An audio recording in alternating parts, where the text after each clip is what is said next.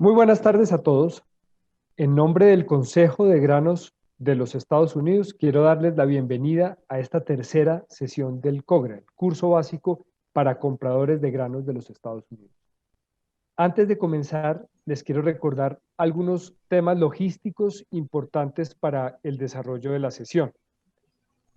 En primer lugar, es muy importante que seleccionemos en donde dice interpretación o traducción en la barra inferior del Zoom, seleccionemos español para poder escuchar siempre en español. Ahí hay varias opciones. Está español, está inglés.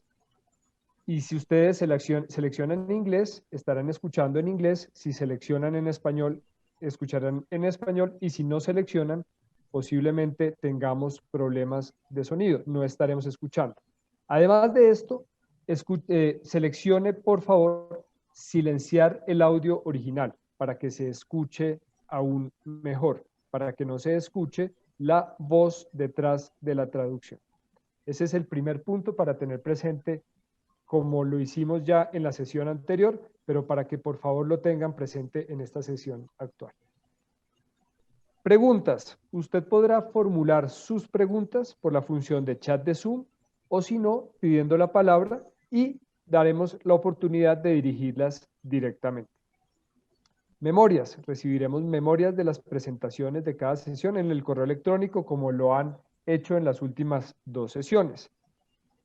Registro. Les seguiremos enviando registro, un link para que así ustedes entonces se registren y les será enviado el correo electrónico con preguntas sobre la sesión anterior.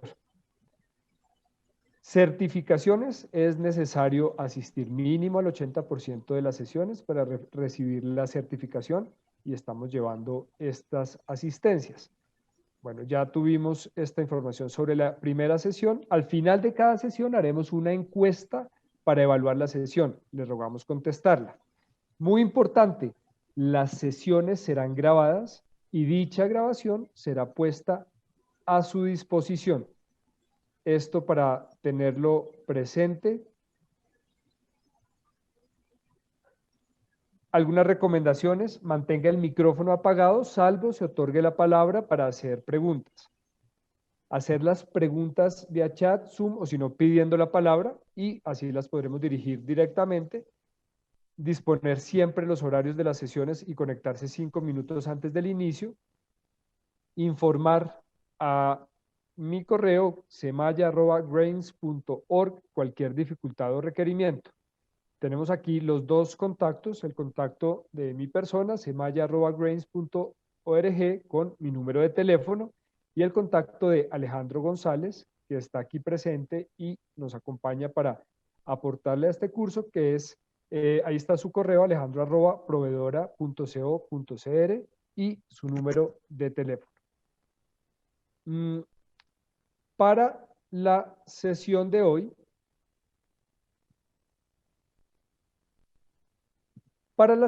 hoy, tendremos una introducción a la consecución de granos y coproductos de los Estados Unidos. Hablaremos sobre calidad, estándares y requerimientos específicos, Incoterms, definición de los más comúnmente usados, componentes del precio de maíz, sorgo y coproductos, bases FOB, fletes, futuros y fundamentales. Finalmente realizaremos un ejercicio de precio en mi planta versus precio en el puerto, ejercicio sobre cómo se forma ese precio final y vamos a tener hoy como conferencista al economista Guy Allen. Guy es economista senior del Programa Internacional de Granos de Kansas State University desde 2019.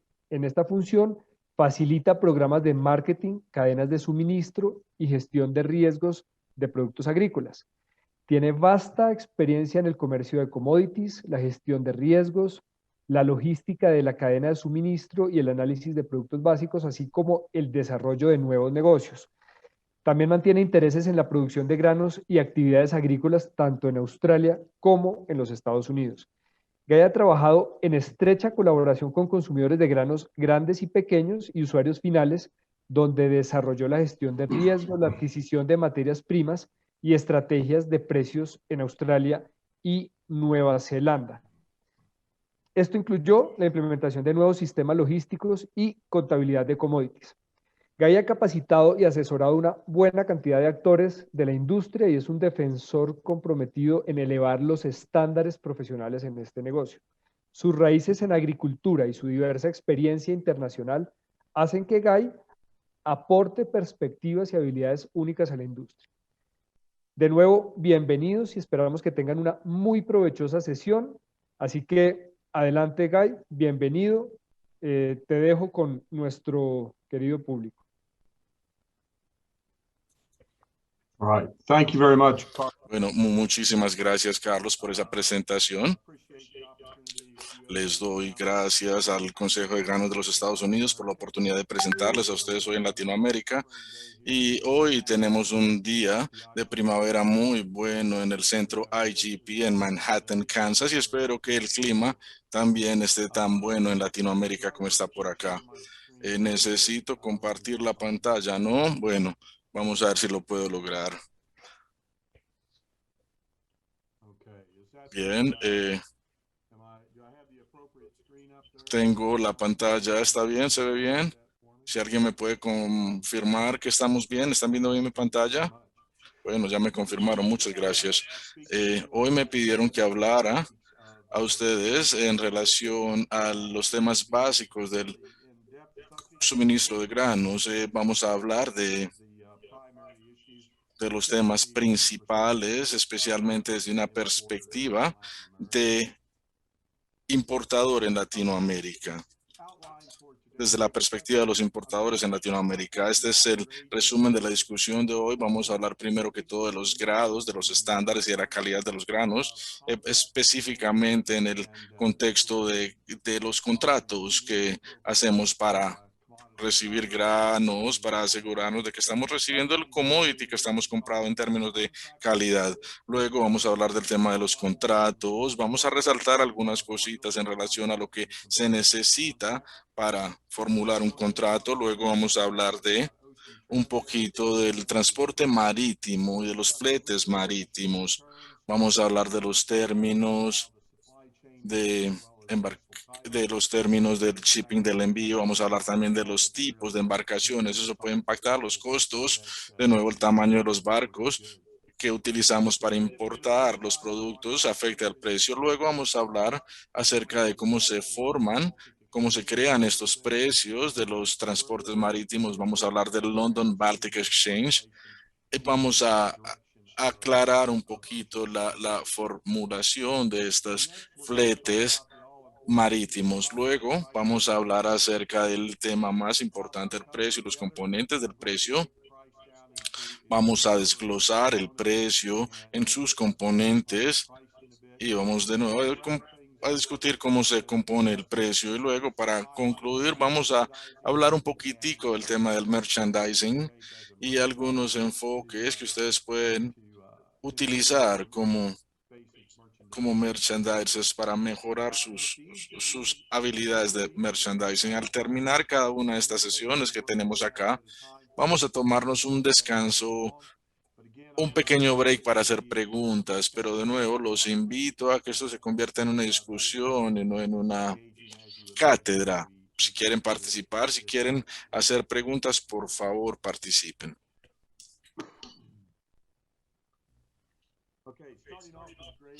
Bueno, vamos a empezar hablando del tema de los grados y los estándares. ¿Por qué? ¿Por qué necesitamos grados y estándares y por qué son importantes? Bueno, en la actualidad, cuando compramos commodities, las compramos basados en su descripción. No compramos grados basados en muestras o basados en una inspección. Cuando los recibimos, especialmente los granos importados, viajan distancias muy largas y con el paso de los años establecimos este sistema de grados que describe el commodity de manera adecuada y describe su calidad, especialmente los factores de calidad que tienen un valor económico para el usuario final. Los grados nos dan un lenguaje común de comercio, una referencia común para que los compradores y vendedores puedan determinar de manera más fácil la calidad y por ende el valor del commodity. Sé que cada usuario final tiene una perspectiva o una propuesta de valor distinta en relación a los factores de valor y todo eso hay que considerarlo. Como la mayoría de los commodities, de nuevo, se comercian basado en su descripción y no en muestras. Y los consumidores dependen mucho de los grados y los estándares y en la información del producto.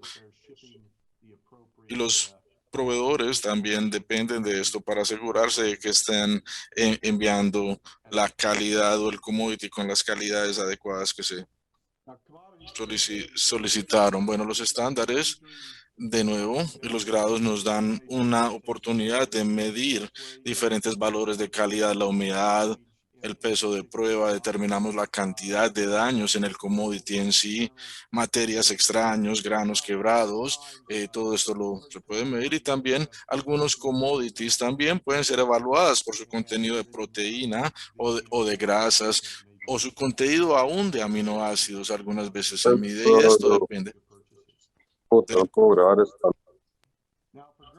Bueno, para granos que salen de los Estados Unidos, los determina la USDA.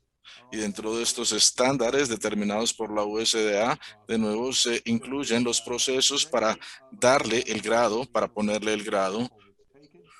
El grado es igual a la muestra que se toma y estos procedimientos cambian ocasionalmente, pero actualmente todos tenemos un muy buen entendimiento de lo que estamos hablando cuando estamos hablando, digamos, de maíz amarillo, grado 2, o sorgo de Estados Unidos, grado 2. Sabemos qué esperar. Bueno, la oportunidad más importante o la mayor ventaja en tener este sistema de grados y estándares es que esto le permite al mercado ser muy eficiente. Cuando entendemos cómo está configurada la cadena de suministro de los Estados Unidos, está configurada 2/3 de los granos que se manejan en los Estados Unidos son maíz, así que bueno, simplemente mirando el volumen de los commodities que se manejan, la cadena de suministro de los Estados Unidos obviamente está configurada para manejar cantidades muy grandes del mismo commodity. La soya es solamente el 20% del volumen. Bueno, cuando evaluamos los grados y los estándares, es un proceso que tiene múltiples pasos para asegurarnos de que la calidad es la calidad adecuada. Los granos pasan por la cadena de suministro y son evaluados varias veces. Se evalúan cuando se reciben de la granja en el elevador en sitio. Ahí se evalúan, luego cuando salen del elevador, se pasan a la terminal o a la subterminal, se vuelven a inspeccionar los granos, de nuevo se vuelven a inspeccionar cuando se reciben en la terminal portuaria y de nuevo se vuelven a inspeccionar cuando se cargan a la embarcación para ser enviados a su destino final. Bueno, también asumo que cuando llega al destino final, también una buena práctica es tomar muestras e inspeccionar el commodity luego de recibirlo. Bueno, rápidamente vamos a hablar de los estándares del maíz y del sorgo. Sé que todos deben de conocer esta tablita. Es un sistema de los Estados Unidos. Aquí tenemos los grados, grado 1, 2, 3, 4, 5 en la primera columna. Y cada uno de estos grados tiene un peso de prueba mínimo y tiene un nivel máximo de daños aceptables y un máximo nivel de granos quebrados y materias extrañas. Si digamos un commodity o una especie de grano sale de estos niveles, sale de estos estándares, pasa al siguiente nivel. Por ejemplo, digamos el maíz grado número 2, si viene con 3.2 de granos quebrados y materias extrañas, se clasificaría como grado número 3. Así que no tiene que cumplir con los factores de calidad en todas estas variables, en todos estos factores que tenemos acá, que utilizamos para determinar los diferentes granos. Los commodities también se revisan por materiales extraños, digamos rocas, piedras, semillas, otras sustancias potencialmente tóxicas. También se revisa el olor para que no tenga un olor como ácido rancio o algún mal olor o algún olor que indique que es una mala calidad. Cualquiera de estos eh, es una razón suficiente para cambiar la clasificación del commodity. Bueno, tengan presente también que cuando miramos la calidad de los granos, esta no incluye la humedad. La humedad no es un factor de grado. Hace algunos años lo era, pero ya no lo es. Y eso se debe a que la humedad es un factor de calidad que puede cambiar o que puede ser gestionado, cambiado, dependiendo de cuánto quieren secar el grano en una operación de secado comercial. Así que de nuevo se determinó hace algunos años que la humedad no era un factor de grado, aunque sí es un factor muy importante de calidad. Así que es importante cuando compren granos que ustedes indiquen cuál es la humedad máxima que ustedes están dispuestos a aceptar. De manera muy similar como el trigo, en esta, si ustedes quieren, digamos, proteínas, niveles de aceite tampoco se miden. Si ustedes quieren, los deben de indicar dentro de las especificaciones, pero de nuevo no son factores de grado. Bueno, miremos el sorgo rápidamente. Tiene una estructura muy similar a la del maíz. Tenemos grado 1, 2, 3 y 4. De nuevo, factores similares para determinar la calidad, el peso de prueba, los granos dañados, materias extrañas, otro tipo de materias dentro de los granos. También de nuevo se inspecciona el olor y también se inspecciona qué otra materia extraña está incluida. Sí, igual que el maíz, eh, si este sorgo está por debajo de cualquiera o por encima de cualquiera de estos factores de calificación, se pasa al otro grado. Por ejemplo, este sorgo, si digamos tiene eh, granos dañados, digamos tiene un 6% en vez de un 5%, entonces no estaría en la categoría número 2, sino que se pasaría a la categoría número 6, número 3, perdón. Bueno, quiero hablar un poco también acerca de los productos procesados, tales como los DDGs o CGFs o CGMs, alimento de harina de gluten, harina de gluten. Estos son commodities procesados y como commodities, los llamamos commodities procesados y la USDA no tiene un factor de grado establecido para estos. Sin embargo, si ustedes van a comprar este tipo de commodities, es muy importante que ustedes tengan especificaciones de calidad incluidas en el contrato. Usualmente se incluyen factores de calidad como humedad, proteína cruda, el mínimo de esta, también el contenido de grasa, contenido de fibra y también posiblemente otras especificaciones. Se pueden incluir otras especificaciones, pueden incluir calcio o cenizas o niveles de fósforo, digamos, en distintos commodities. También dentro de las especificaciones de calidad que ustedes provean, tienen que, especialmente para las harinas, tienen que indicar quién determina la calidad, qué organización determina la calidad. Si no es la FGIS, puede ser un laboratorio independiente que evalúa. También tienen que preguntarse quién toma la muestra del commodity que se evalúa.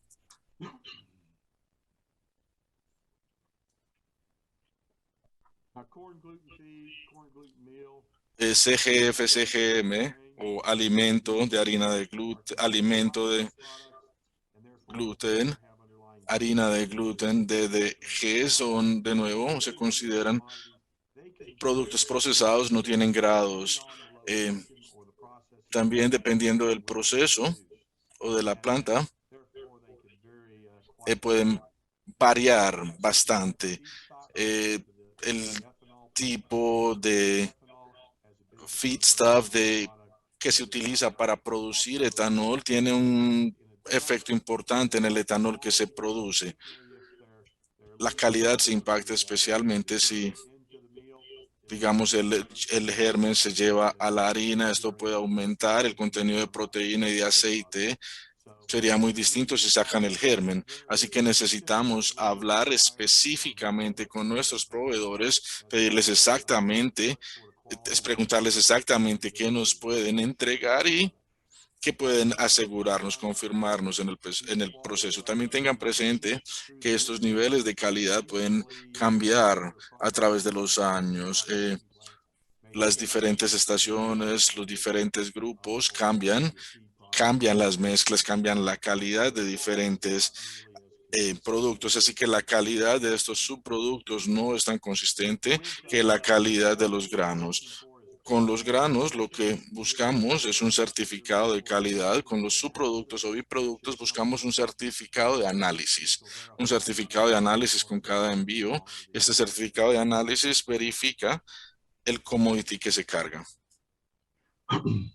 Now, generally, and this will fall over into the contracting, but what we're looking for. Entonces ahora pasemos a los contratos. Lo que queremos ver es un certificado. Cuando estamos hablando de contratos, lo que estamos haciendo es que estamos transfiriendo como un grupo de documentos para diferentes ítems, es documentos específicos para grados, pesos y un certificado específico para calidad.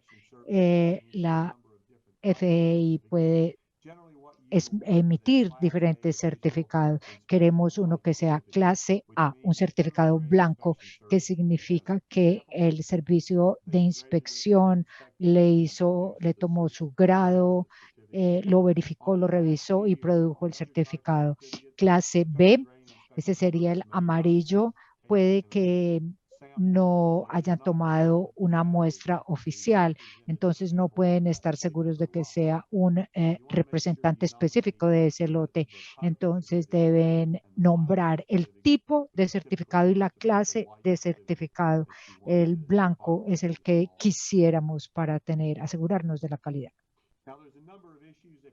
Hay diferentes temas que pueden impactar la calidad del grano, como vemos aquí a medida que pasa por todo el sistema. Uno, cómo se seca el grano, cómo se almacena.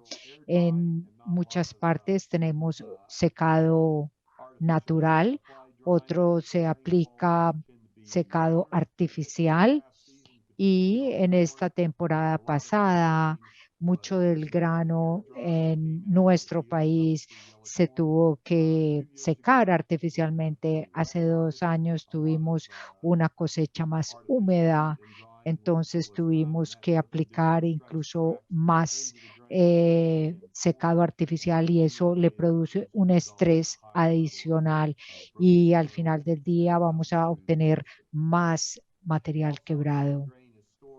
También cómo se almacena en la granja, cómo se monitorea y el tiempo que está en el silo o en el almacenamiento. Cuando lo ponemos en el almacenamiento, la idea es mantenerlo fresco, mantenerlo con una baja humedad y estará bien. Cómo se maneja y cómo se transporta, ya sea a través de correas transportadoras o cómo cae el grano, cómo se transporta también influye sobre la calidad final. Bueno, hay preguntas respecto a la calidad. Antes de entrar a la parte de los contratos, hay algo en el chat. De pronto, Carlos, ¿nos ayuda si hay preguntas, por favor? Sí, de hecho tenemos algunas preguntas. Por acá tengo una primera pregunta en el chat.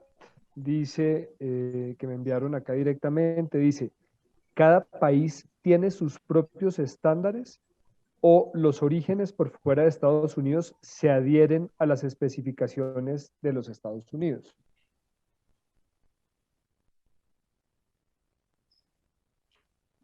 Each country of origin Cada país de origen tiene sus propios estándares de calidad y estos pueden variar moderadamente o significativamente. Generalmente yo diría que hay bastante consistencia en cuanto a los factores de calidad.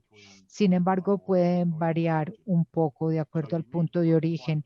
Entonces hay que verificar en las especificaciones de calidad y mirarlas bien de acuerdo al punto de origen. Ustedes como usuario final tienen que hacer una valoración económica en la diferencia del valor y las variaciones entre estas especificaciones de calidad que les están ofreciendo. Buena pregunta, gracias. Is there another question there or ¿Hay más preguntas, Carlos? ¿O continuamos? Sí, Tú me dices. tenemos varias preguntas. Aquí veo otra pregunta que dice, ¿cada cuánto se actualizan estos estándares?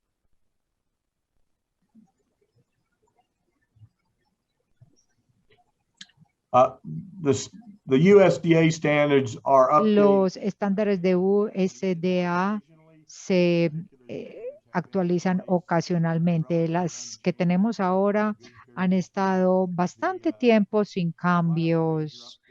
La última actualización que yo recuerdo es cuando quitaron lo de la humedad. Quitaron la humedad como un factor de calidad para determinar el estándar. Entonces, sí, son bastante consistentes y no se actualizan frecuentemente.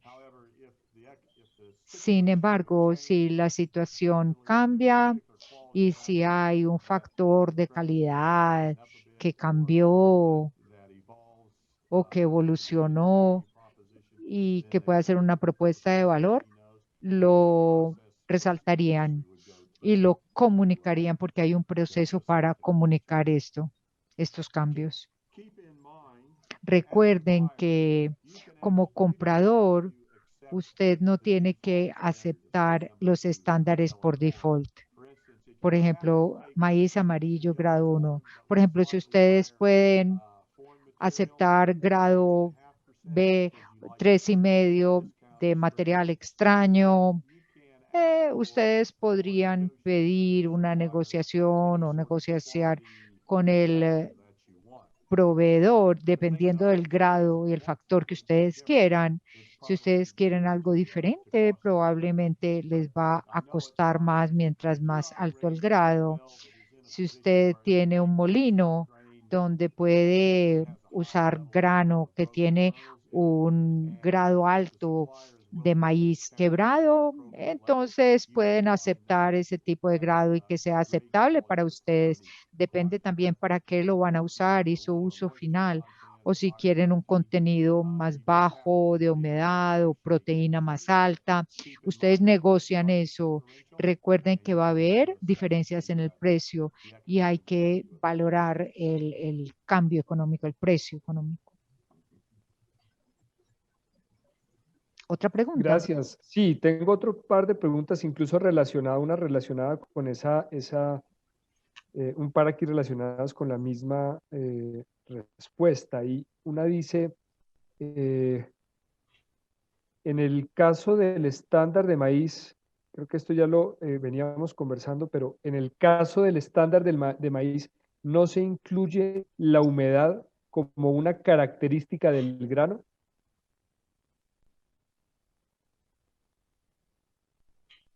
It's not included as a grade. No, no para el factor, el grado, el factor de grado se acepta como una humedad máxima para el grano. Sin embargo, uno puede tener maíz amarillo grado 2 que tiene 12% de humedad o que tiene 16% de humedad.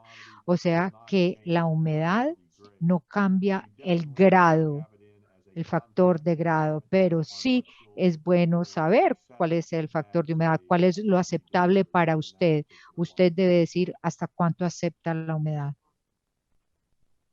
Gracias. Tengo otra pregunta, sin embargo, también les recuerdo que pueden hacer sus preguntas directamente. Quien quiera levantar la mano y con muchísimo gusto puede dirigirse directamente a nuestro conferencista. Tengo entonces otra pregunta mientras invitamos a alguien, por si alguien quiere levantar la mano y hacer su pregunta, y dice, ¿existe un descuento en el precio de compra según el grado?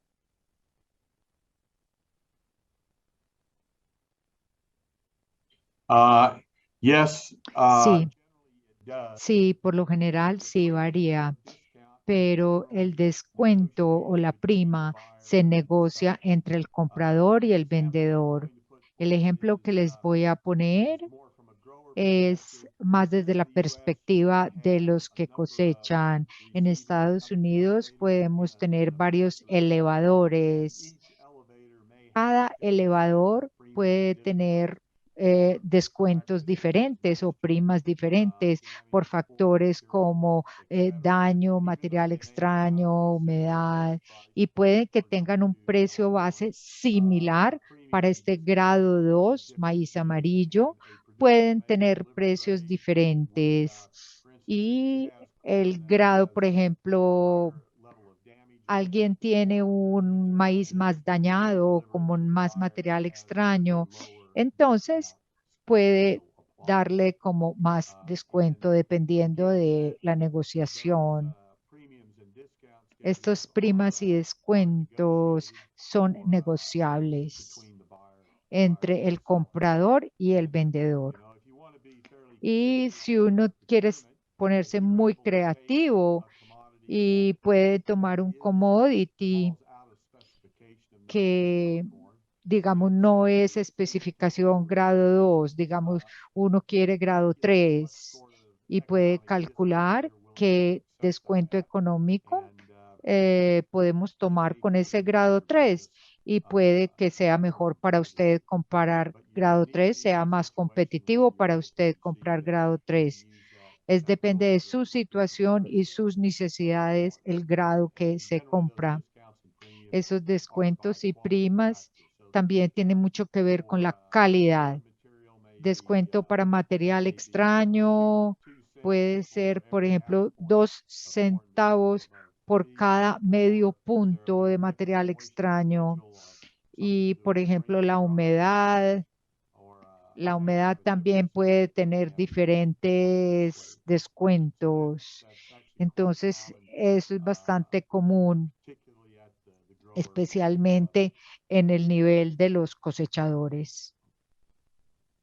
Muchas gracias, Guy. Muy claras tus respuestas. Creo que podemos continuar. No tenemos... tenemos una última pregunta por acá en nuestro chat. Dice, ¿a qué cantidad equivale un punto de material extraño?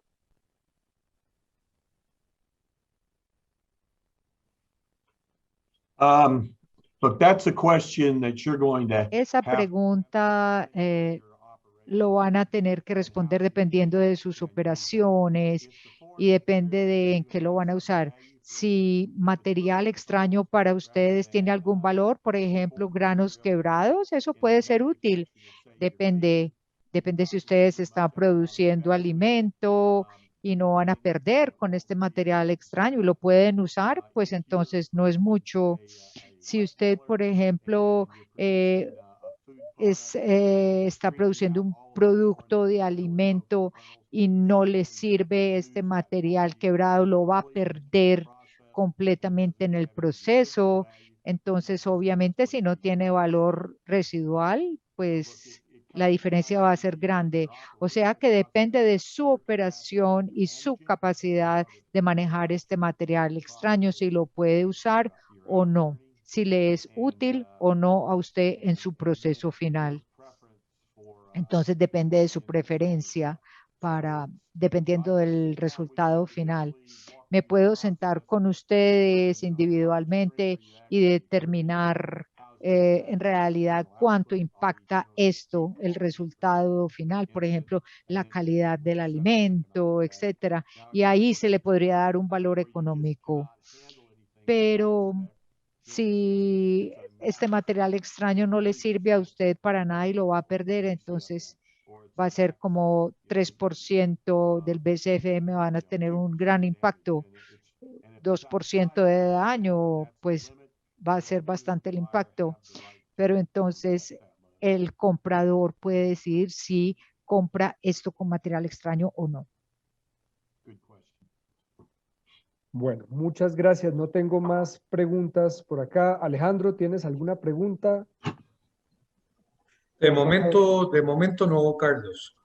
Bueno, entonces, muchas gracias. Continuamos, Guy, con la presentación antes de, para continuar con el tema de la contratación. Muy amable.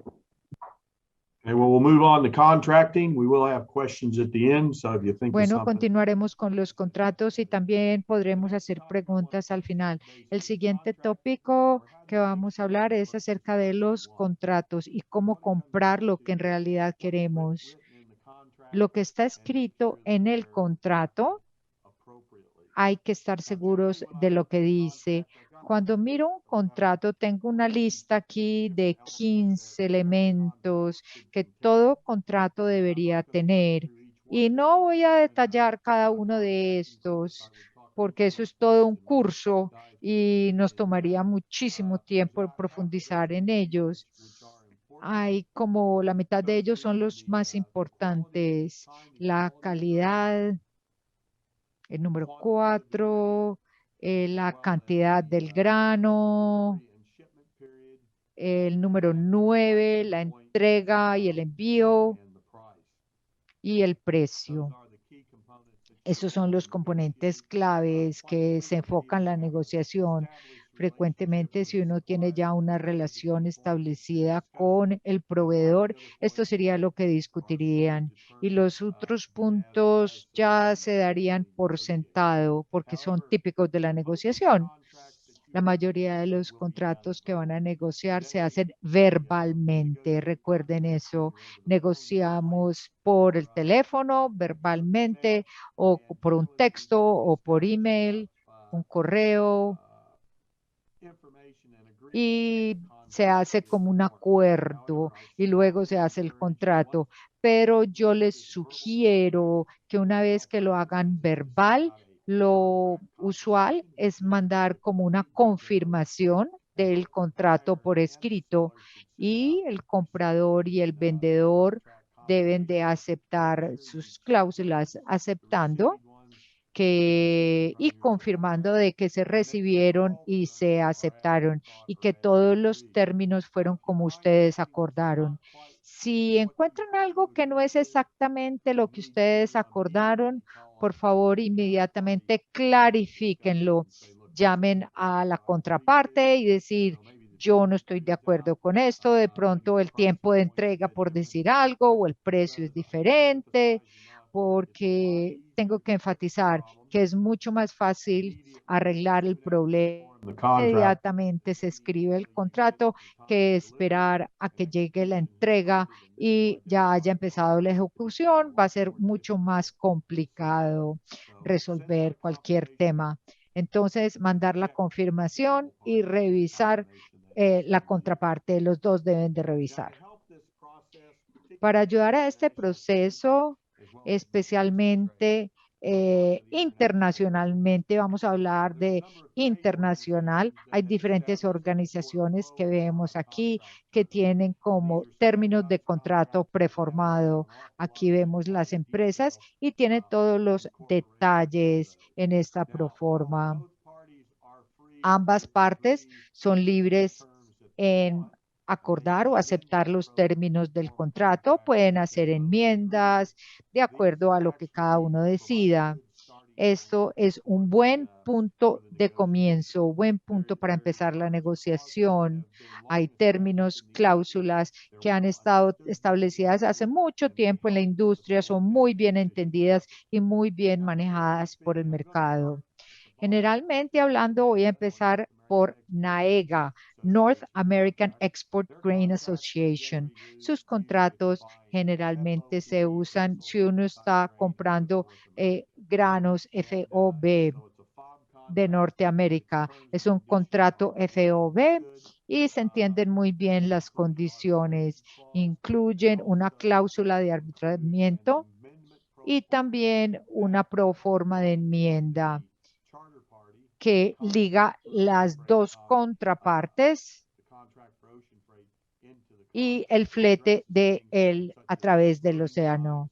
El tiempo de carga, denominación del barco, etcétera, que están asociados con todo el transporte oceánico. El siguiente es el GAFTA. GAFTA es una organización de Londres muy bien establecida, lleva más de 200 años en el mercado y GAFTA es muy bien aceptado. Por ejemplo, me refiero, ellos tienen como un grupo de contratos, dependiendo si es CNF, CFI o FOB, dependiendo del país de destino, para asegurarnos de que están usando la forma adecuada de contrato. Entonces, es bastante aceptada y lleva muchísimo tiempo en el mercado. También tenemos un proceso de resolución de disputas, de arbitramiento y ayuda a resolver cualquier duda que puedan tener. Similar al GAFTA es el FOSFA. Si tienen que ver con el petróleo, semillas, grasas, de pronto DDGs o diferentes alimentos de gluten, etcétera, se usa el FOSFA, el contrato FOSFA. Recuerden que pueden negociar todos los términos. Me preguntaron de Incoterms. Incoterms no son una proforma. De tiempo a tiempo se pueden integrar a un contrato y se puede usar para definir ciertos términos y frases y palabras y definiciones de estas, pero se usa más en contenedores y se usan a veces a los de commodity, pero GAFTA y NEGA tienen definiciones en sus contratos que pueden ser un poquito diferentes a los Incoterms. O sea, son similares, pero no se usan en el comercio a granel. Es bueno entender qué grupo de términos y definiciones se usan en este tipo de compras a granel. Otra cosa clave en estas proformas es dónde está el domicilio o porque depende de las leyes. Digamos, el lugar de la ley puede ser en el estado de New York. En GAFTA es Inglaterra. FOSFA y NEGA son también en... FOSFA es en Inglaterra y NEGA es en Nueva York. Entonces depende de dónde sea la proforma, dónde está la cabeza de las leyes. Puede ser de Inglaterra o de Nueva York, pueden ser los domicilios donde viene el contrato. Entonces, si hay una disputa, si hay litigación, entonces tiene que ver con esto. Bueno, y como les mencioné anteriormente, al entrar a un contrato es básicamente liquidar o ejecutar diferentes documentos. Hablamos de los certificados de peso y de grado, y dentro del contrato también tienen que listar los documentos o certificados que van a requerir. Esto es específicamente importante si ustedes son el usuario final. Esto podría ser un certificado de origen, una prueba de residuos de pesticidas químicos, también un certificado que el producto es orgánico, que no fue manipulado genéticamente, un certificado de sostenibilidad o cualquier otro tipo de certificado o documento o evidencia o prueba que ustedes necesiten, prueba de procedimiento o de evaluación, y dentro del contrato también deben de especificar quién va a proveer estos documentos y quién va a pagar por los documentos. Temas también como licencias, permisos de importación, también todo esto te debe estar claro. Bueno, de nuevo, quiero enfatizarles que cuando entran en un contrato pueden acordar cualquier término que ustedes y su proveedor acuerden. Los contratos estándar pro forma son simplemente un buen lugar de inicio. Algunas veces ustedes no van a utilizar estos contratos pro forma, sino que posiblemente el proveedor les va a enviar el contrato y les va a decir estos son mis términos y los puedes aceptar o los podemos renegociar de pronto, pero de nuevo deben de estar seguros de que entiendan todas las partes del contrato. Si están utilizando nuestros contratos pro forma generales, usualmente sus términos y condiciones solamente aplican cuando esos términos y condiciones no han sido alterados o no han sido definidos de otra manera.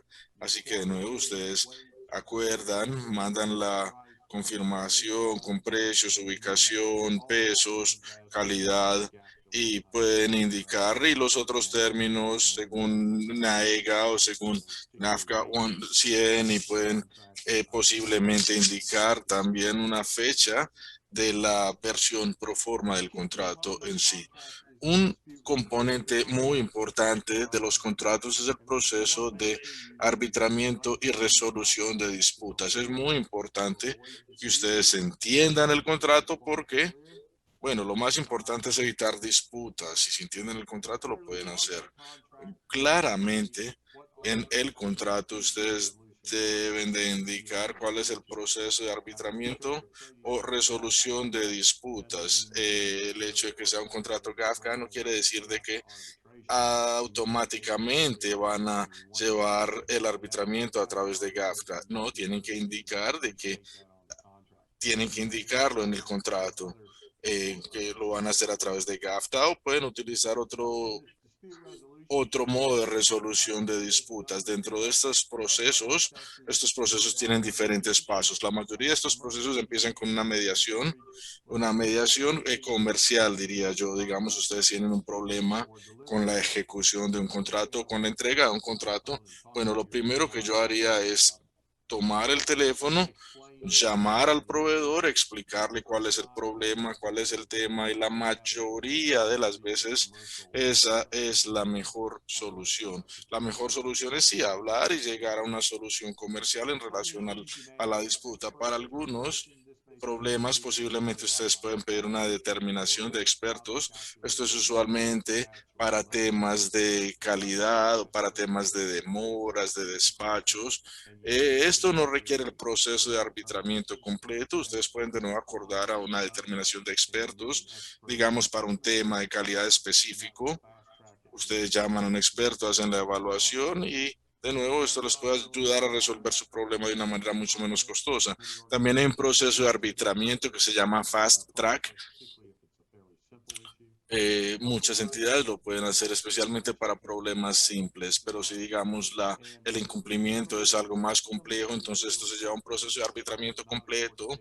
Es similar a un caso en un tribunal, en una corte. Tenemos un demandado, un demandante. El demandante presenta sus argumentos, entabla la demanda, el demandado se defiende, indica por qué no tiene que pagar y estos se presentan diferentes recursos. Adicionalmente, usualmente en el mercado de los granos o de los commodities, antes de llevar un problema a las cortes, usualmente se lleva a arbitramiento.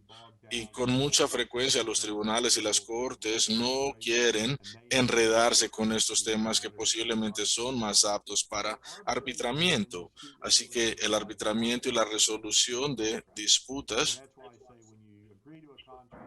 de nuevo, cuando acuerdan un contrato, ustedes deben de saber, deben de tener muy claro cuál es el proceso de resolución de disputas, porque eso es una condición del contrato. Si es una disputa entre miembros y no miembros por consentimiento, hay que mirar que el arbitramiento aplique o por orden de la corte, orden del tribunal. Yo he estado en situaciones en las cuales alguien quería llevar un caso a la corte para litigio y la respuesta, se presentó el contrato y el contrato indica que GAFCA es el proceso para resolución de disputas. Entonces simplemente el juez dice, no, eso es una condición en el contrato. No quiero escuchar acerca del caso, no me pertenece, llévenselo a GAFTA. Usualmente el arbitramiento y los otros procesos de resolución de disputas son más rápidos y también son más económicos que llevar esto a una corte. Mi recomendación como comerciante de commodities es que la mayoría de las disputas se resuelven mejor a través de las conversaciones, a través de acuerdos comerciales. Usualmente los proveedores quieren mantener también las relaciones comerciales. Quieren saber si hay problemas, si los quieren solucionar, resolver el problema. Así que de nuevo yo manejaría este tipo de situaciones primero con el proveedor, trataría de resolverlo con ellos directamente. Bueno, en el comercio de los granos, en el mundo de los commodities, es un negocio internacional en el cual la mayoría de las transacciones se hacen verbalmente con un apretón de manos y una llamada por teléfono. Vendemos, compramos millones de dólares diariamente simplemente con una confirmación telefónica o con un apretón de manos. Y escasamente tenemos problemas, especialmente en relación a términos del volumen del commodity. Y si ustedes tienen un buen contrato con buenos términos, términos claros, tienen buena documentación en la cual incluyen la confirmación del contrato, las notificaciones, las respuestas adecuadas. De nuevo, toda la documentación adecuada ayuda a resolver estos temas de manera más fácil. Bueno, esa es la sesión en relación a los contratos. ¿Alguna pregunta, alguna duda que me quieran hacer en este momento? Así es. Gracias, Guy. Tenemos algunas preguntas por acá. Y podemos, después de estas preguntas, hacer un corto break, un descanso. Entonces, primero, tenemos esta primera pregunta. Si como comprador le envío una orden de compra, ¿esa orden de compra sirve como contrato?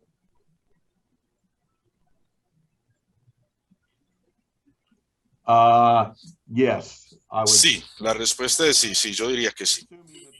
Bueno, suponiendo que la orden de compras fue reconocida y recibida por el proveedor y el proveedor la aceptó. Entonces sí, para determinar un contrato necesitamos tener una oferta y necesitamos que la oferta se acepte.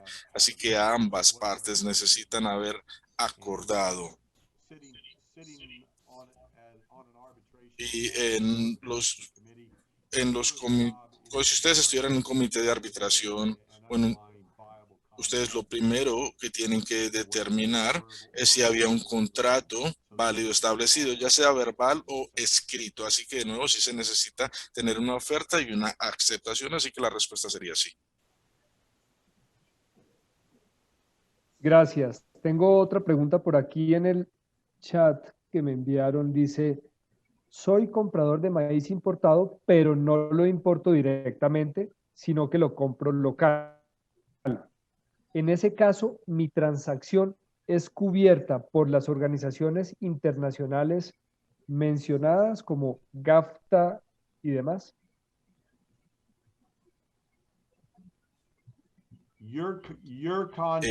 Tu contrato es con tu proveedor.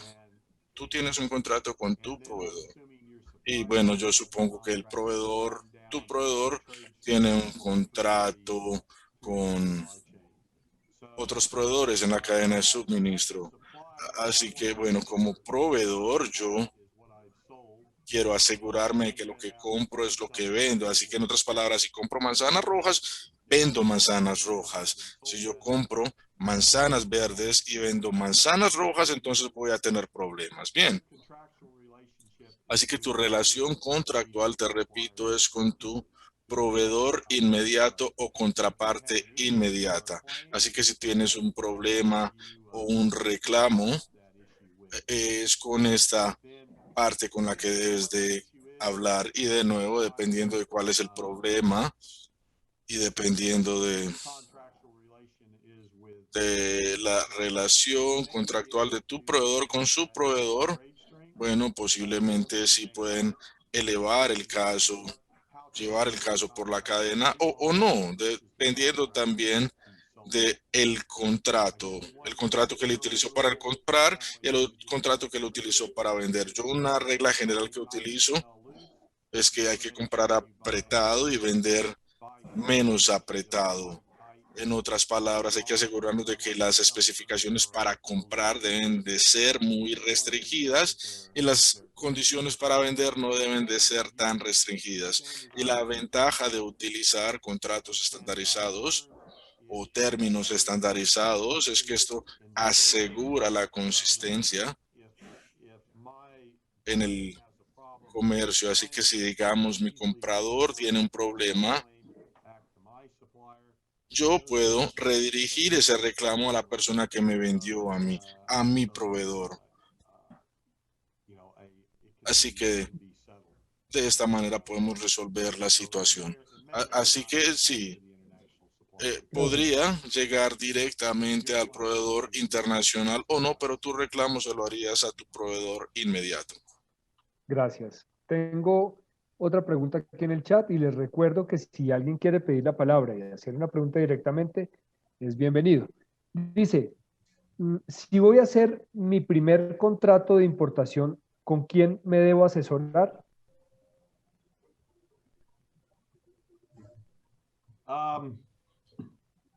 Bueno,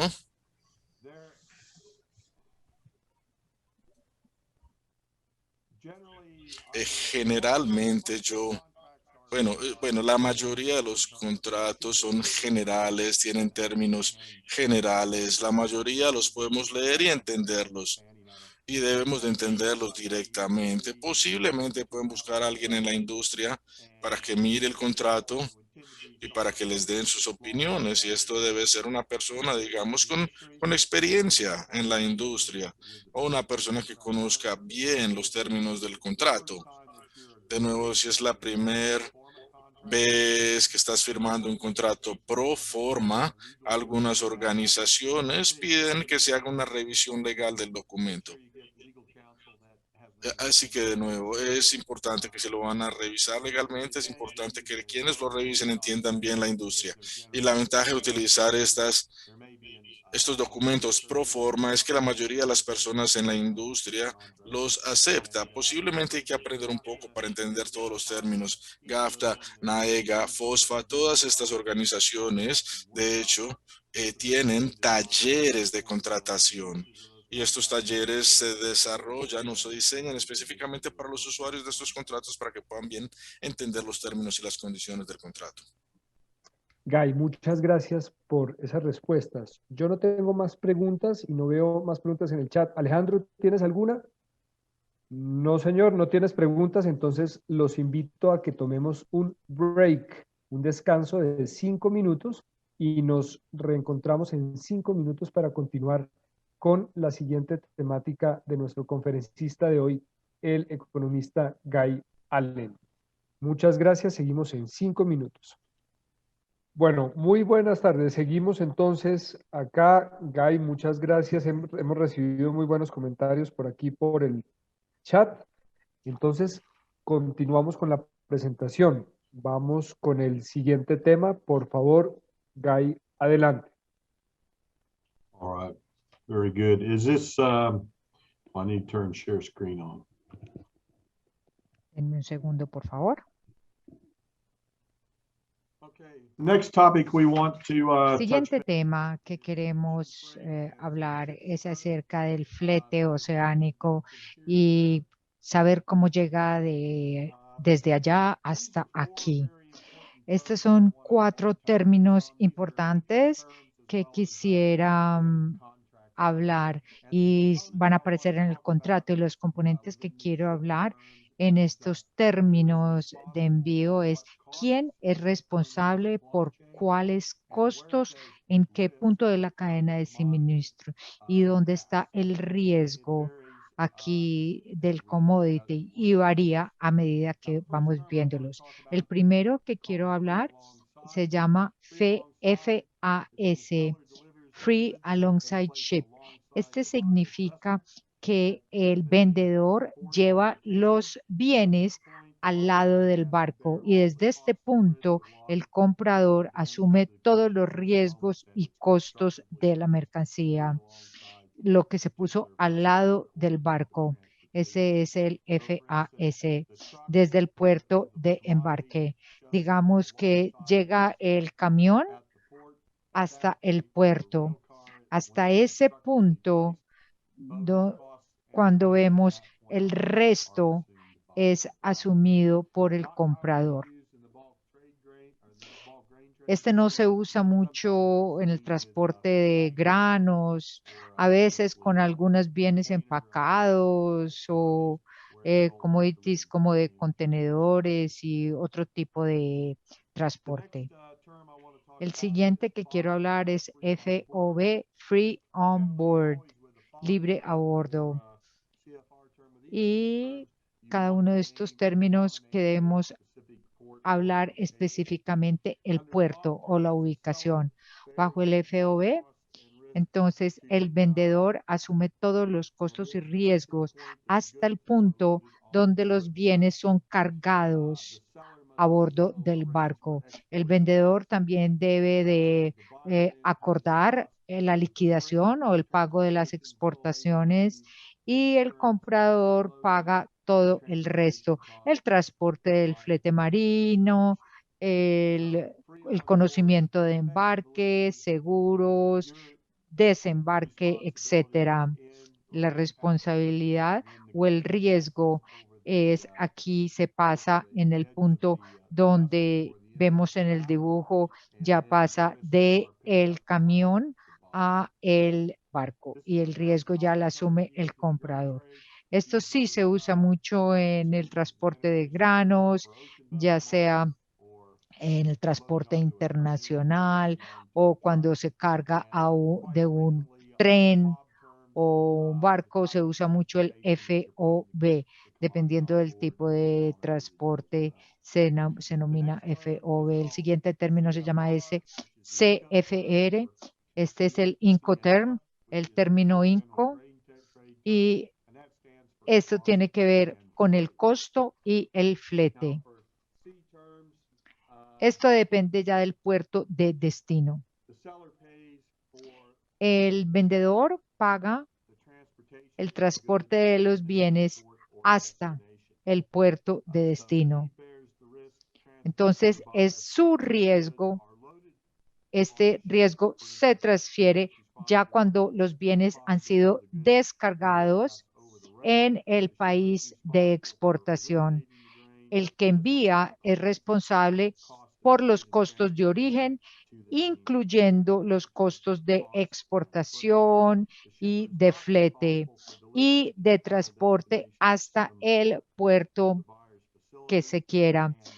El que envía no es responsable por la entrega al destino final desde el puerto, generalmente a las instalaciones del comprador, ni tampoco por comprar seguro. Si el barco se hunde, el comprador debe haber comprado un seguro para esto. El CIF, costo, aseguramiento y flete. Es parecido al CFR, pero tenemos añadido el seguro y es parecido al CFR y se usa bastante en el transporte a granel. El vendedor es el que paga el seguro, no el comprador. Y se tiene que expedir un certificado y los bienes están cubiertos un 110% de su valor una vez que esté encima del barco. Entonces, parte de los documentos que se presenta es el contrato CIF, entonces sería el certificado de aseguramiento que debemos de incluir. Un punto clave es el tipo de barco que estemos considerando. En el de los granos, principalmente son los más importantes, son los resaltados en azul.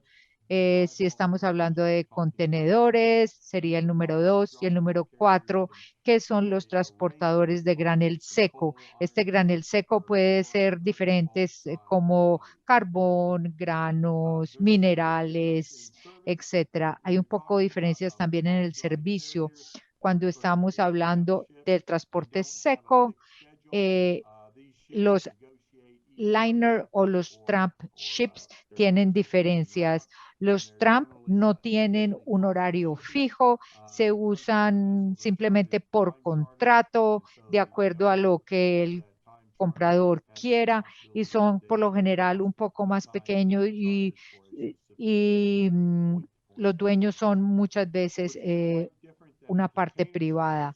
Es diferente a un container. Un container sería como un bus y sería un liner o uno de línea que tienen contenedores y tienen unas agendas fijadas, unas horas y unos horarios fijados. Miremos y repasemos los tamaños.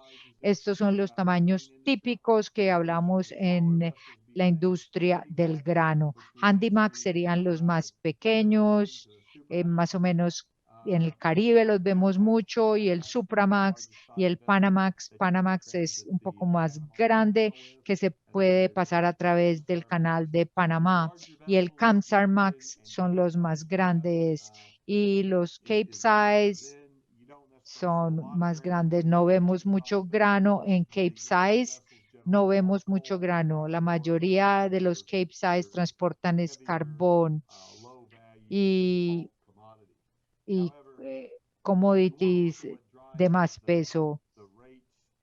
Si miramos las tasas y el suministro y la demanda, es más que todo carbón y mineral. Más que todo, estas dos commodities son los que jalonan la demanda y el suministro. Esta es una gráfica y nos da el peso muerto de cada uno que los acabamos de ver. Podemos ver también aquí diferentes que acabamos de ver. Depende del calado. Aquí vemos los calados, también es muy importante. Y también deben de obviamente tener en cuenta poder llegar a ciertos puertos. Entonces, dependiendo de la capacidad de su puerto local, dependiendo si pueden atracar barcos más grandes o más pequeños, ya se escogería el tipo de barco. El siguiente tema que quería hablar, y después vamos a tener preguntas, es cómo se determinan estos índices de fletes para estos barcos. Hay una organización en Londres que se llama London Baltic Exchange, que fue establecida hace mucho, en 1744, y empezó como una asociación informal donde se reunían en un café en Londres y eran dueños de barcos, y entonces simplemente hacían transacciones, hacían negocios, y en 1823 se formalizó como una organización ya con reglas, con membresía, y cada vez creció más y evolucionó a una organización que facilita toda la comercialización, los fletes, y publica información de mercadeo. Un grupo de información que uno tiene que ponerle mucho cuidado es el BDI, Baltic Dry Index. Es el índice seco báltico. Ellos tienen subcategorías como el Capesize, Supramax, Panamax Index, Handysize Index, que también les pueden indicar diferentes tamaños de barcos. Para hablar un poco del BDI, es una combinación del Capesize, Panamax y el Supramax. Entonces eso nos da el BDI. Puede que esto no depende de su ubicación, esto puede tener bastante importancia, o por lo menos una base, Por ejemplo, el BDI, si este sube, el costo del flete sube. Y si este baja, el flete baja. Entonces se usa como un indicador más que todo. También hay mercados y características, pero no vamos a discutir eso en detalle. Eso es una gráfica del BDI a más o menos 30 años vemos aquí. Aquí vemos un boom económico en los 2000, 2008 más o menos fue el pico. Aquí vimos un colapso luego y luego permaneció relativamente estable. ¿Qué causó ese colapso? Ese es el indicador de la crisis global financiera mundial, como en el 2007, 2008, cuando colapsaron todos los mercados. Es un reflejo de la caída en la demanda global para los commodities. Hablando de un gráfico un poco más, los últimos 3 años más recientes, vemos una gran volatilidad. Aún no está tan actualizado, está como a principios de 2021. Aquí vemos baja, sube más o menos hasta los 22.000, acaba de subir y significa que el BDI subió para los fletes. Yo lo observo frecuentemente para tener información de cómo están los costos en la industria del flete. Un gran impulsor en esto, como lo hablaba yo, de la demanda es el mineral y el carbón. Tenemos preguntas en este momento acerca de lo que acabamos de hablar, los precios, los fletes. Es importante que todos entiendan esto porque es un componente significativo del precio final. ¿Tenemos preguntas? Alejandro, ¿tienes alguna pregunta en este momento? Sí, Carlos, tengo varias aquí en el chat. La primera de ellas dice, para un comprador que por primera vez va a importar directamente, lo adecuado sería comprar costo, flete y seguro.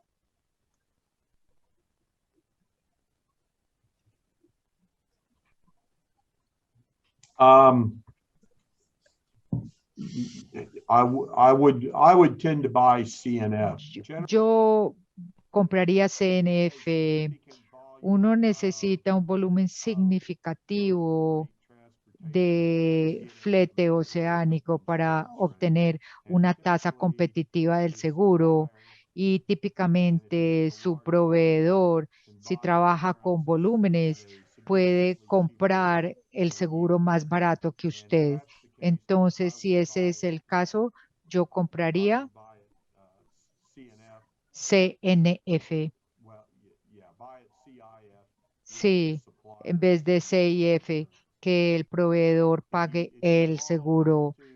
Si usted ya evoluciona y tiene una compañía muy grande y uno puede obtener tasas competitivas, entonces sí sería bueno comprar usted el seguro, pero el comprador debe pagar, el vendedor, perdón, es el que debe pagar el seguro en su caso. Aquí tenemos otra, Carlos.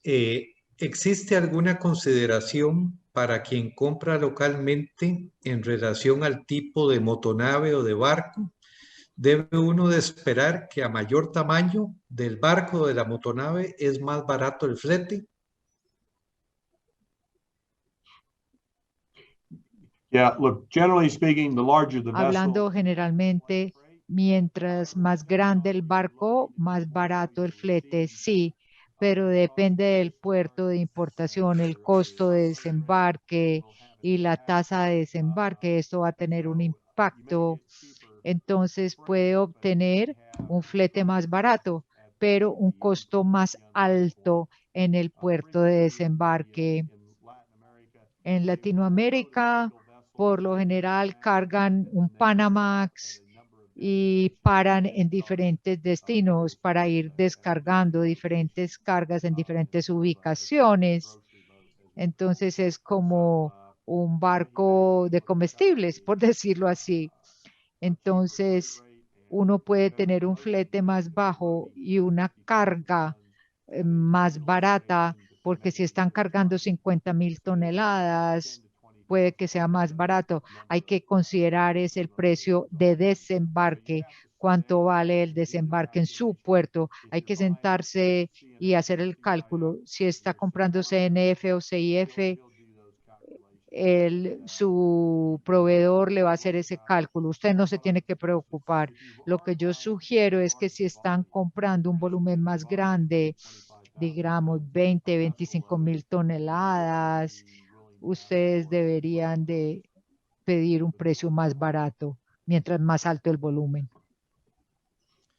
Ok, gracias. Seguimos aquí, Carlos, con la tercera, que dice así: algunos distribuidores de productos nos han indicado que el valor de los fletes está muy alto recientemente.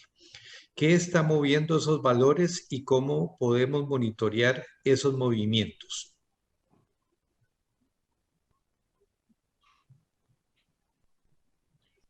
Yeah. How do you know where the freight is? Bueno, en primer lugar, yo miraría el Baltic Dry Index y con el BDI sabemos si los fletes están bajando, subiendo. Hay diferentes costos también por ruta y también puede hablar con un agente de envíos. Con estas, a veces no son muy transparentes, pero se puede hablar con un agente de envíos, pero hay que entender un poco el valor relativo y qué impulsa esto, qué cambia el precio, es la demanda para el transporte internacional. Y para granel seco, yo observo el comercio internacional para carbón y para minerales es lo que más influye en esto. El Panamax o Capesize, cuando estos están subiendo, los otros siguen y siguen subiendo. Lo que vemos hoy es un aumento en la compra de acero, carbón y mineral, especialmente de Asia, y eso es lo que ha llevado los fletes hacia arriba. Los contenedores son un poco diferentes. Es un poco diferente lo de los contenedores porque ellos tuvieron una alta demanda de Asia y de China y fueron afectados también por el COVID. Entonces depende de lo que influya en la economía. Es muy costoso mandar un contenedor vacío o casi vacío o mandarlo a otro lugar para que lo llenen como de productos de agricultura, etcétera. Entonces, esa capacidad es lo que influye el flete. Bueno, muchas gracias, Alejandro. Esa última pregunta nos trae, es importante para mencionar que se hizo una primera presentación sobre fletes, organizada también por el Consejo de Granos de los Estados Unidos, por el US Grains Council. Se hizo una primera sesión de un seminario específicamente de fletes para quienes quieran profundizar en este tema y tendremos una segunda sesión el día 4 de mayo. Para ver la grabación de esa primera sesión, vamos a poner el link en el chat de esta reunión de Zoom para que ustedes la graben y tengan acceso si quieren seguir profundizando con este tema. Entonces, muchas gracias por sus preguntas. Guy, adelante, puedes continuar, por favor, con tu presentación. Muy amables. Thank you. Bueno, gracias a todos. El próximo componente o el último tema del cual les quiero hablar es el precio y cómo establecemos, cómo configuramos el precio. Pienso que es muy importante de entender. Uno de mis profesores dice que si no conocemos la cadena de suministro, no conocemos el negocio. Y de nuevo, la idea de esta presentación es que ustedes conozcan mejor la cadena de suministro y cómo funciona la cadena de suministro en el mercado, en el mundo de los commodities. Hablamos de la cadena de suministros. El commodity se ve, digamos, de la granja a través del pipeline, pasa al elevador local, luego pasa a la terminal de exportación y luego pasa a la terminal receptora en el puerto de destino, o podría llegar directamente al usuario final. Así se mueven los commodities físicos usualmente, pero también es muy importante de que el precio se mueve en sentido contrario. El precio, de hecho, empieza con el usuario final, con el consumidor, y ellos envían señales de precio a través de la cadena de suministro. Así que esto es lo que mueve los granos a través del pipeline. También le dice al productor que debe producir, cuándo entregarlo y cuándo producirlo. Así que tenemos que entender también cómo funciona este tema de la fijación de precios. Bien, algo que hacemos en el hedging y en la gestión de riesgos, podemos mirar los precios como un precio plano, digamos $300 por tonelada, o lo podemos desglosar en sus componentes, base, futuro e intercambio extranjero. Si ustedes están negociando commodities o mercancías, este componente del mercado internacional o de la tasa internacional es muy importante. La base es básicamente sin los futuros, pero de nuevo el componente de la base es lo que representa la fisicalidad del grano. La base, en otras palabras, es los atributos físicos que se relacionan al commodity.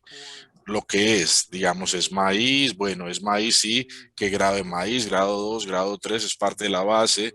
Cuando lo entregamos y dónde lo entregamos, todo esto es parte de la base. Posiblemente algunos de ustedes eh, han comprado granos en un contrato base y luego le ponen el precio a los futuros, a los futures. Lo han hecho, se dan cuenta que con la base aseguran los atributos físicos, pero el precio usualmente sería definido por la bolsa de Chicago. Así que de nuevo el precio se puede dividir, desglosar en sus componentes y esto nos permite separar. Bueno, el aseguramiento del suministro físico, esa sería la base. El aseguramiento del precio, eso ya es el componente de los futures. Y también asegurar también el tema del cambio de divisas o del cambio internacional. A mí me gusta ver la cadena de suministro como una tubería, un pipeline. Lo importante de entender es que el precio es como la válvula y el precio cierra o abre la válvula. Si el precio es bueno, se abre la válvula. Si el precio es malo, se cierra la válvula.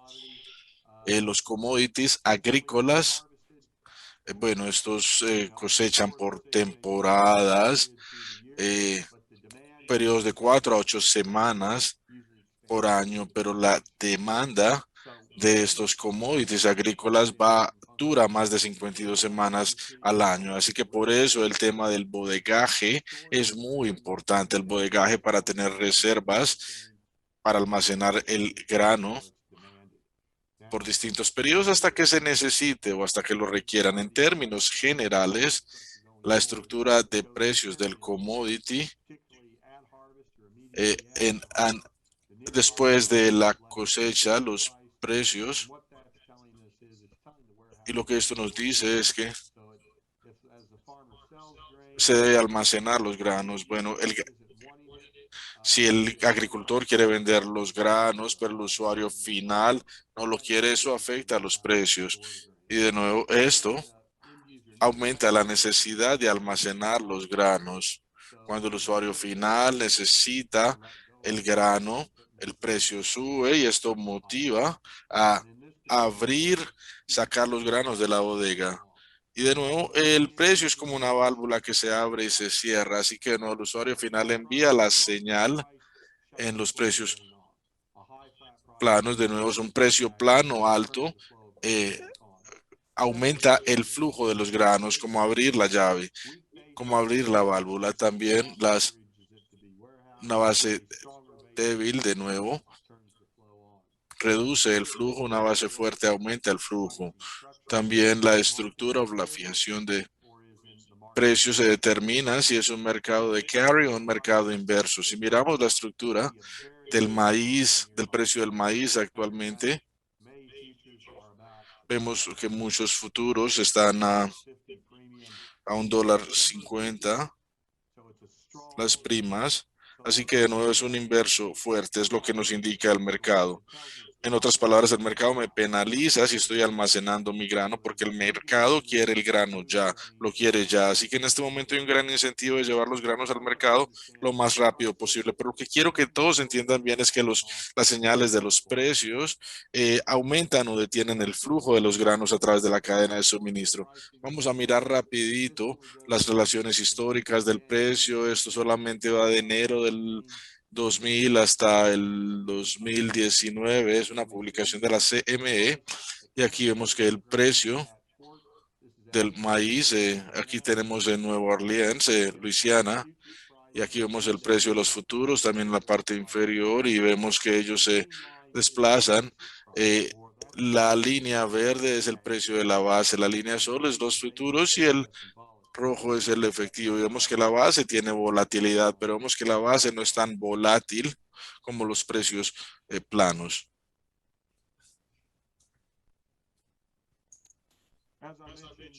Como les mencioné anteriormente, cuando hablamos de la base implica la fisicalidad, el grano. Y yo, bueno, lo desgloso aún más, desgloso más esta base en tres cosas: qué, cuándo y dónde. Cada que yo considero una estrategia de suministro o de merchandising, bueno, les sugiero que se hagan estas mismas tres preguntas. ¿Qué? ¿Qué tipo de grano quiero? ¿Qué tipo de grano voy a comprar? Esto incluye la calidad y la cantidad. La segunda pregunta es ¿cuándo? ¿Cuándo lo necesito? Y la tercera pregunta es ¿dónde? ¿En dónde lo necesito? De nuevo, son tres dimensiones que nos llevan al valor del grano. Bueno, ¿cuándo? Si yo no necesito el grano en este momento y puedo esperar la estructura de precios actuales, me puede decir que posiblemente más adelante lo podría comprar más barato de lo que está en este momento. Los costos de transporte marino también determinan el dónde, el relación a la dimensión de qué, digamos, sorgo. Hoy el sorgo tiene primas de más por encima, $3 por encima del maíz, así que sí, en este momento, en otras palabras, hay un gran incentivo para utilizar más maíz y menos sorgo. Pero de nuevo, estas relaciones cambian, ustedes saben, cambian con el paso del tiempo.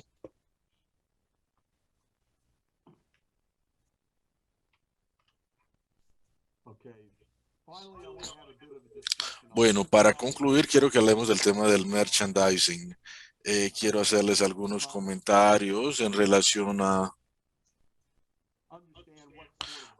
comentarios para entender qué calidad de commodity es el mejor para nosotros y poderle dar un valor relativo.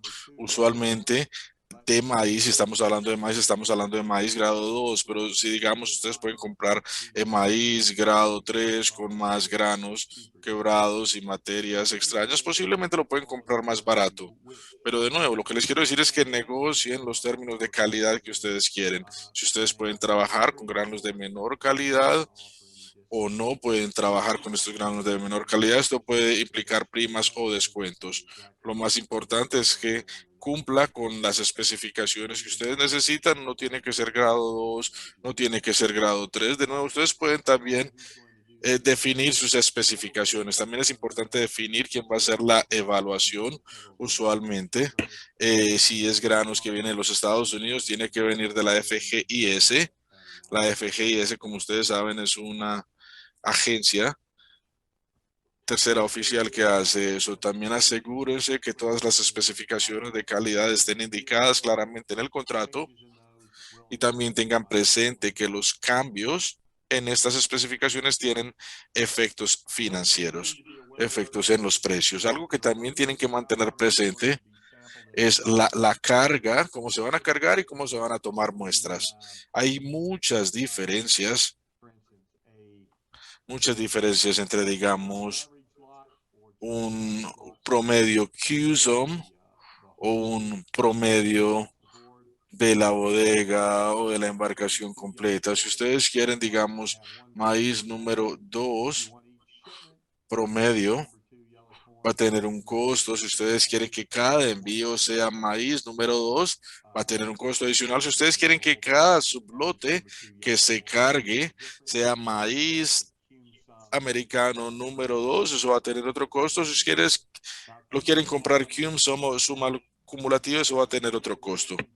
Tengan presente que la manera de hacerlo afecta la capacidad de cargar la embarcación y en ciertas ocasiones las instalaciones, elevadores no les van a querer ofrecer, digamos, productos QSOM, posiblemente porque no tienen productos con esa especificación o posiblemente porque cargar ese tipo de producto les va a reducir la velocidad de las operaciones en el elevador. Así que eso les puede afectar la disponibilidad. De nuevo, si ustedes quieren consistencia, les sugiero que compren de manera apretada o con especificaciones muy estrechas, muy apretadas para generar más consistencia, y cuando vendan con especificaciones no tan apretadas, no tan estrechas. Pero bueno, mi comentario principal en estas relaciones con sus proveedores es que no tengan miedo de tener conversaciones abiertas, conversaciones francas con ellos. Sus proveedores, estoy seguro, están dispuestos y quieren proveerles a ustedes un servicio por mucho tiempo. Sé que les quieren llevar el commodity que ustedes quieren comprar y sé que se esfuerzan por entregárselos a ustedes de la mejor manera posible, pero ustedes también deben de asegurarse de que eso es lo que ustedes indiquen en el contrato, porque eso es lo que les van a entregar. En caso de que haya algún problema, lo primero que deben de hacer es levantar el teléfono y tener una conversación en buenos términos con su proveedor si no están contentos con la situación. Y de nuevo, estoy seguro de que su proveedor va a tratar de resolver la situación. Pero no, al final del día debemos de entender todos cuáles son nuestros derechos y nuestros privilegios en estos contratos. Así que si el contrato fracasa, ustedes tengan una base sólida en la cual se puedan defender. Bueno, esa es mi presentación. En este momento me encantaría responder cualquier pregunta en relación a los precios, la fijación de precios o cualquier otro tema que hayamos mencionado. ¿Y alguna pregunta? Gracias, Guy. Yo tengo por aquí un par de preguntas. Una que estaba en el chat incluso antes de empezar con esta parte de la sesión, eh, por parte de Juan Sebastián Silva. Dice, buenas tardes, Guy. ¿Cuál es la mínima orden de pedido en toneladas métricas?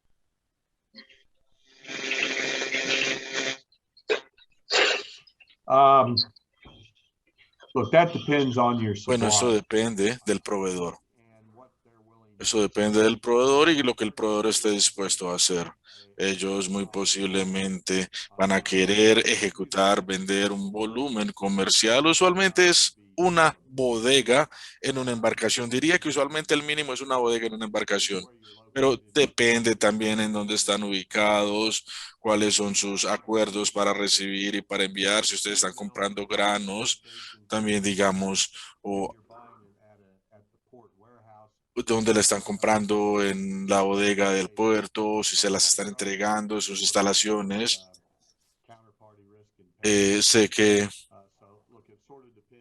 que depende de nuevo en dónde, en qué lugar de la cadena de suministro están ustedes y está su proveedor. Si estamos hablando del lado de las embarcaciones, bueno, el lado de la embarcación lo mínimo diría yo sería una bodega por lo menos. Y muchos de estos temas determinan cómo ustedes como compradores se aproximan al proveedor. Bueno, de nuevo, lo van a comprar en el almacenamiento del puerto, lo van a comprar en sus instalaciones, o van a comprar parte de la carga de una embarcación. Así que es una respuesta, de nuevo, en relación a la cantidad, es difícil de responderte cuánto sería la cantidad mínima. Muchas gracias, Guy. Tengo otra pregunta por acá en el chat y dice, pero espérame, Alejandro, ibas a hacer una aclaración también sobre esta pregunta, aportar algo sobre esta pregunta. Sí, correcto, correcto. Muy atinados los comentarios que nos hacía Guy en cuanto a el interés del proveedor de poder lograr la cantidad que él necesita con el comprador, pero normalmente la referencia principal que se tiene es que un contrato equivale a 5,000 bushels o lo que es su equivalente en toneladas métricas, que son 127.01. Tal vez para tener eso ahí como referencia. Muchas gracias, Alejandro. Tenemos entonces una pregunta adicional. Dice, tengo entendido que la certificación de calidad que da Estados Unidos es de lo que se cargó, no de lo que llega al puerto destino. ¿Es eso cierto?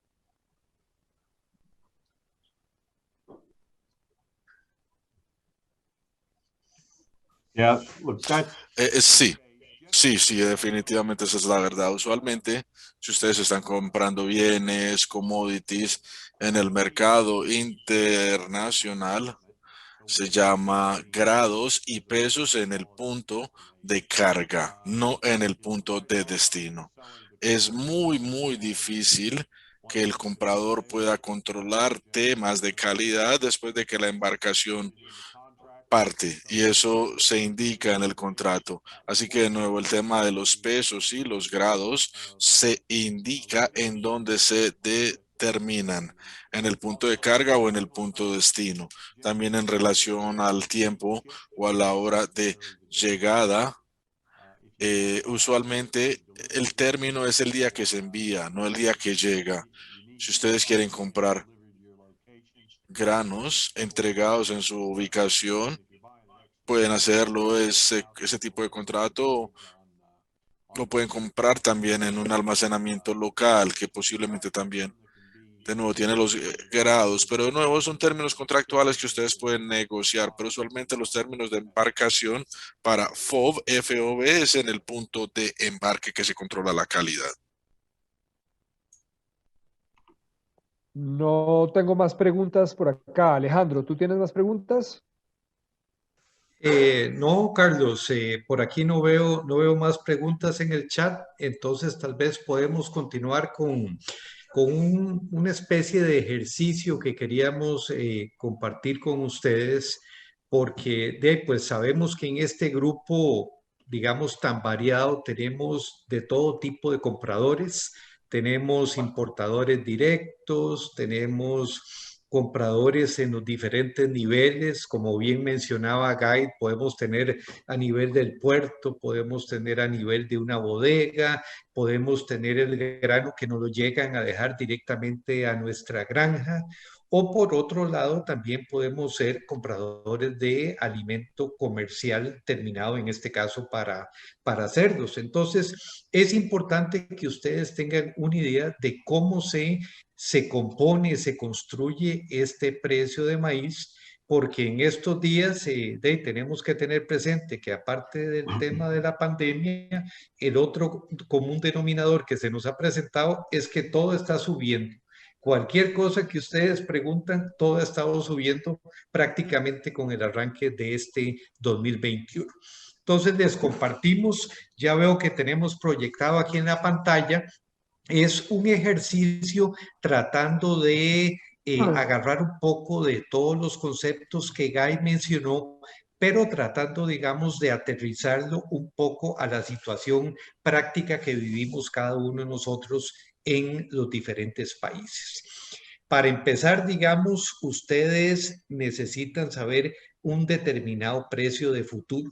Entonces, ustedes normalmente, ¿qué es lo que hacen? Se meten a la página de la CME, piden cuáles son las cotizaciones de maíz, en este caso, que es nuestro ejercicio, y ustedes van a ver que ahí aparecen precios para los diferentes meses en los cuales se comercializa el futuro de maíz. Para este ejemplo lo estábamos haciendo con el futuro de julio, que es el que podemos ver ahí entre paréntesis, el CN, y acuérdense que ustedes lo ven ahí expresado como centavos por bushel. Entonces, como hablamos en aquella primera sesión, normalmente convertimos las cosas a dólares por tonelada, pues para poder tener ese lenguaje universal de todos estos costos para llegar a un precio final.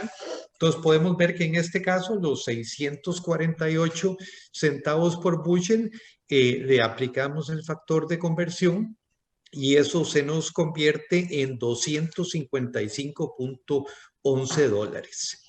Luego le aplicamos una base, en este caso FOB, también en centavos por bushel. Ya ustedes oían la explicación que nos daba Guy de la importancia que tiene la base, cómo implica esto, que es ese precio contado menos el precio del futuro, y que obviamente pues es un componente importante que no podemos dejar de monitorear. En este caso obtuvimos este valor de 90 centavos, lo sacamos directamente de la publicación que les mencionamos el otro día, que sacamos en forma semanal, que se conoce como las perspectivas de mercado. De ahí logramos sacar este valor porque viene un cuadro con los valores de las bases para los diferentes puntos, tanto lo que es el Golfo Nueva Orleans como allá en el Pacífico Noroeste, lo que se conoce como el PNW.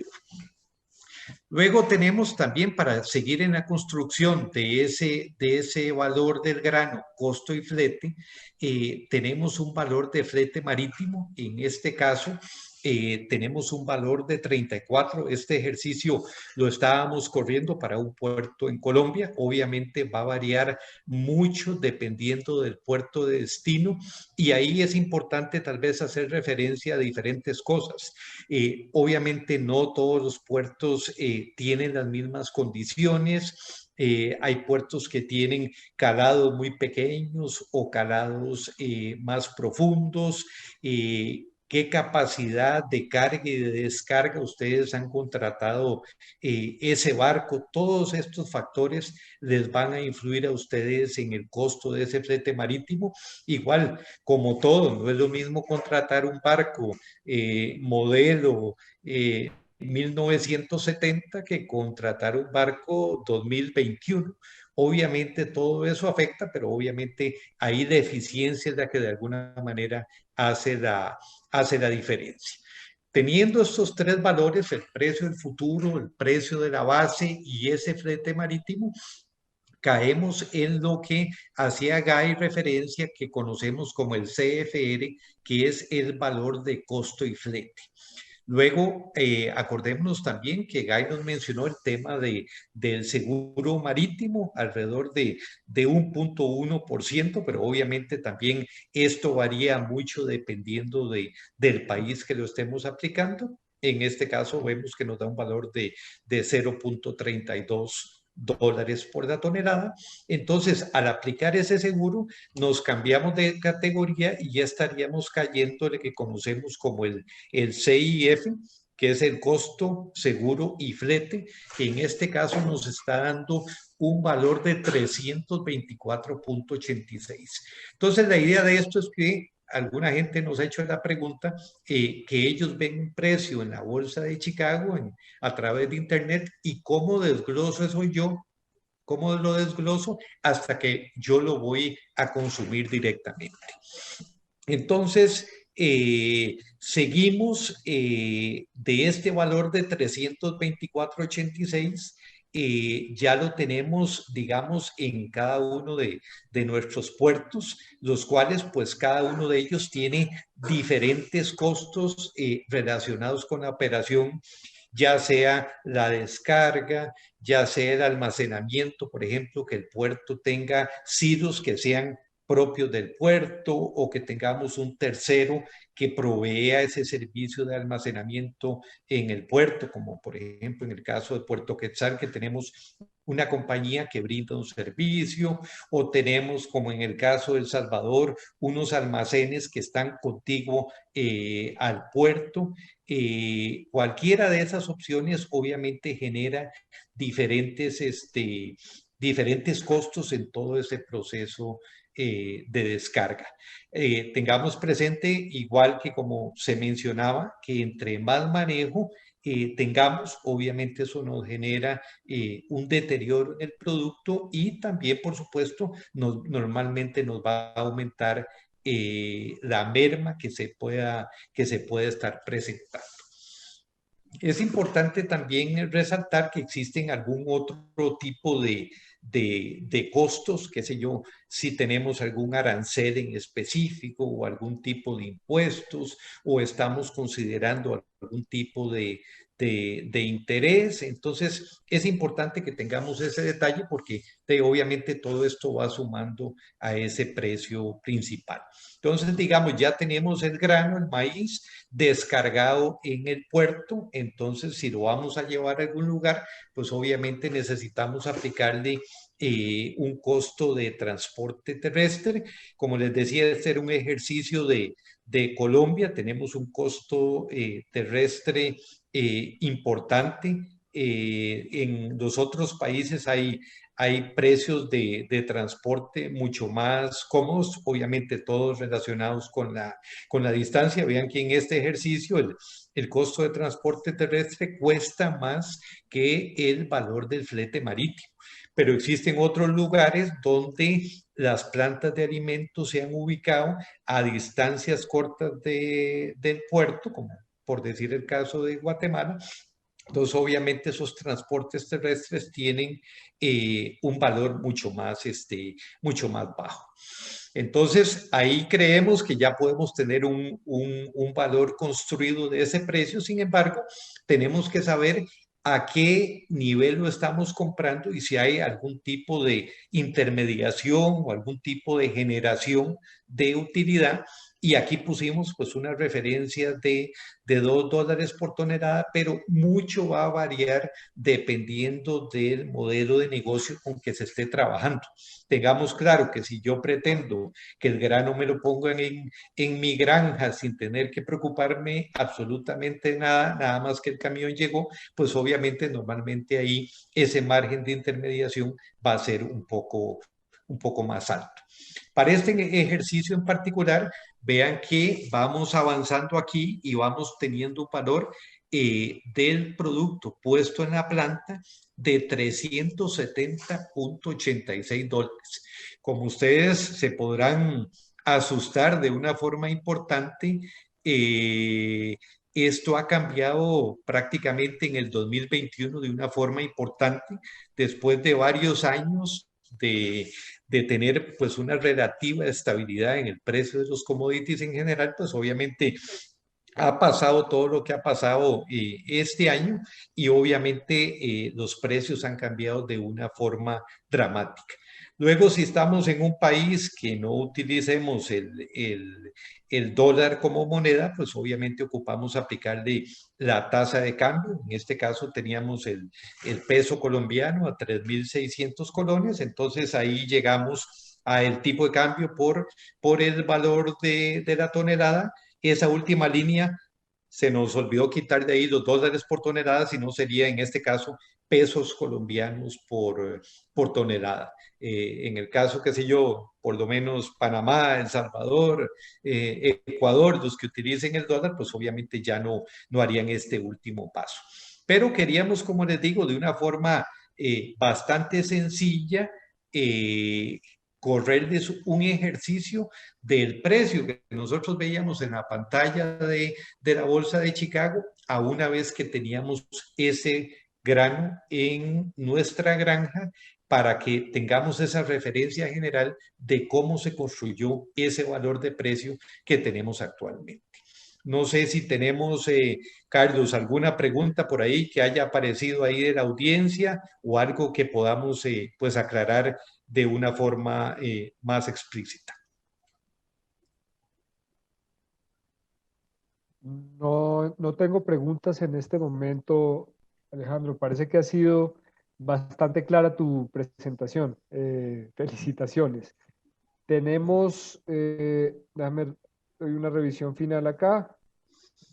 Si por este lado me llegaron. Déjame ver en el chat.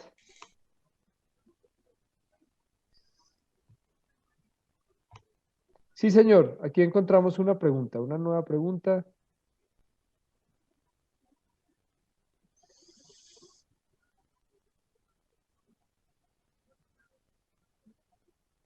Y dice,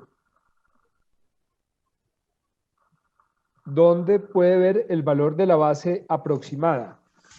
Ok, les hacía la referencia que en la publicación que el Consejo de Granos saca en forma semanal, que denominamos perspectiva de mercado y en la cual los podemos incluir sin ningún costo en esa base de datos que se reparte semanalmente entre una de las tantas secciones, porque como les mencionamos en la primera charla, tratamos de que estas perspectivas de mercado nos den pues un panorama bastante completo de qué es lo que está sucediendo, y entre una de las secciones que tiene tenemos un cuadro en el cual especifica la base equivalente que tenemos para cada uno de los meses de los futuros en los cuales se comercializa el maíz, tanto para lo que es el caso del puerto de Nueva Orleans como el puerto allá en el PNW, allá en la parte noroeste de los Estados Unidos.